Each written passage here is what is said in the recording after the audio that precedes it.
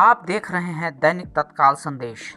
जैसा कि आपको मालूम है कि हम लगातार नई खबरों और नए समीक्षकों के साथ आपके पास आते रहते हैं। आज हमारा विषय है मध्य प्रदेश और ख़ास तौर से विंध्य की राजनीति में क्या कुर्मियों के अवसान के दिन आ गए। मध्य प्रदेश में चुनाव खत्म हो चुके हैं, जीत के दावे और अटकलों पर विराम लग चुका है, लेकिन राजनीतिक पंडितों और दलों के अंदर राजनीतिक समीक्षा लगातार चलती रहेगी। विंध्य की राजनीति की बात हो और जातिवाद और जातिगत नेताओं के आंकड़ों की बात न हो, यह संभव नहीं है। विंध्य के क्षेत्र में ब्राह्मण और ठाकुर राजनीति के बीच 80 के दशक में कुर्मी नेताओं का उदय बीएसपी के साथ हुआ। मध्य प्रदेश के चुनाव खत्म हो चुके हैं और संपूर्ण मध्य प्रदेश में विंध्य का हमेशा से राजनीतिक नवाचार के लिए जाना जाता रहा है। एक और जहां जमुना प्रसाद शास्त्री और बीएसपी का खाता खोलने के लिए विंध्य को जाना जाता है, उसी प्रकार कुर्मी राजनीति का जनक भी विंध्य क्षेत्र ही रहा है। विंध्य क्षेत्र में कुर्मियों ने बीएसपी के सामान्य विरोधी आंदोलन के मुखिया के रूप में अपनी जगह बनाई और भीम सिंह पटेल रीवा से पहली बार कुर्मियों के बड़े लीडर बनकर उभरे और सांसद हुए। लेकिन जहां एक और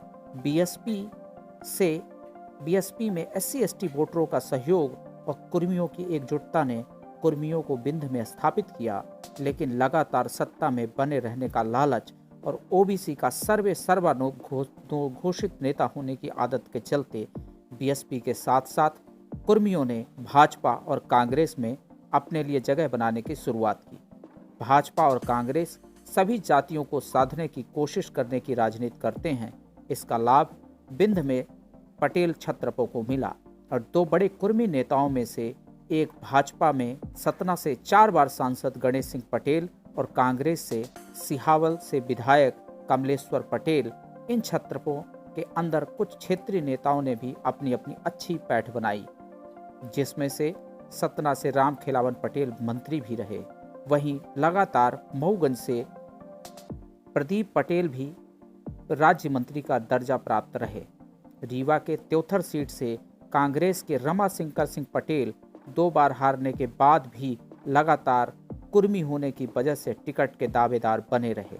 विंध्य सामान्य रूप से ब्राह्मण बाहुल्य क्षेत्र माना जाता है और ब्राह्मणों के ऊपर यदा कदा जातिवाद का भी आरोप लगता रहा, लेकिन पटेलों ने सारी सीमाएं पार कर दी और जातिवाद का ऐसा तांडव रचा कि ओबीसी के मुखिया माने जाने वाले कुर्मियों को ओबीसी ने भी अपना मानने से इनकार कर दिया। सबसे रोचक मुकाबला विंध्य में कुशवाहा, जो ओबीसी के एक बड़े धड़े के रूप में हैं, उनके साथ सतना सीट में उपजे विवाद ने पूरे विंध्य में अपना असर डाला। बड़े राजनीतिक दलों कांग्रेस और भाजपा में उपस्थिति के बाद भी अपने जाति के कैंडिडेट को राजनीति और प्रशासनिक क्षेत्र में स्थापित करने की भूख ने पटेलों की राजनीति विंध्य में समाप्त करने की स्थिति ला दी। लेकिन इस बार जहां एक और सतना की सीट, जहां पर सिर्फ 7,000 पटेल मतदाताओं के दम पर खुलेआम जातिगत राजनीति करने वाले सांसद गणेश सिंह को मुंह की खानी पड़ी, जबकि पूरे प्रदेश में भाजपा की बम्पर जीत हुई। वहीं भाजपा से राम खिलावन पटेल अपनी सीट नहीं बचा पाए, जबकि वह पूर्व मंत्री थे और उन्होंने काम भी किया। ये हार छोटी हार नहीं थी, यह हार जात-पात की हार थी।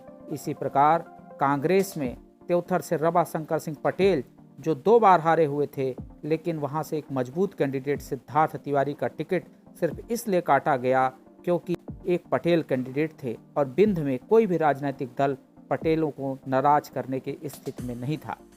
साथ ही यह भी प्रचार करने की कोशिश की गई कि उनका टिकट उनके बाबा के धुर प्रतिद्वंदी अजय सिंह राहुल ने कटवाया, जबकि इस सीट की दावेदारी कमलेश्वर पटेल की वजह से रमाशंकर सिंह पटेल की बनी थी। इसी प्रकार नागौद से यादवेंद्र सिंह का टिकट काटकर अंजू सिंह पटेल को पटेल राजनीति को संतुष्ट करने की कोशिश की गई। कुल मिलाकर इस संपूर्ण क्षेत्र में पटेल सिर्फ अपने आप को ही स्थापित करने की कोशिश कर रहे थे।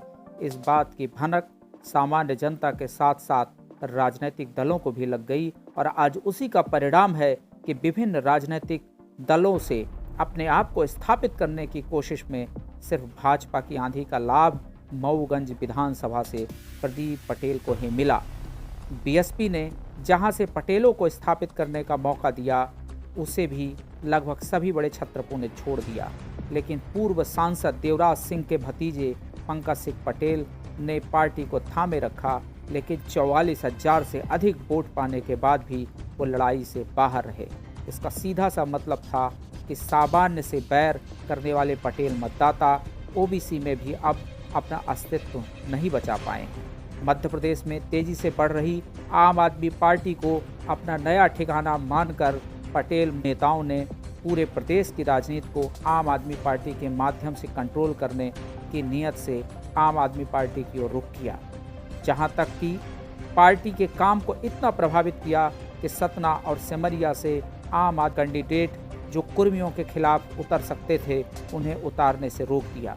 यह केवल एक जाति की नहीं, बल्कि जाति की राजनीति करने वाले सभी जातीय नेताओं को सबक लेने की आवश्यकता है। लोकतंत्र में सिर्फ जातिवाद से ही आप अपने आप को स्थापित नहीं कर सकते।